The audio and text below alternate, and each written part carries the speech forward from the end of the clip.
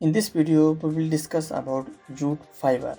It is obtained from the stem of the jute plant.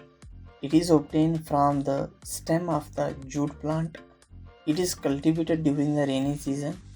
The jute plant is normally harvested when it is at flowering stage. The stems of the harvested plants are immersed in water for a few days. The stems rot and fibers are separated by hands. In India, jute is mainly grown in the states like West Bengal, Bihar, and Assam. The objective of this video was to know about jute.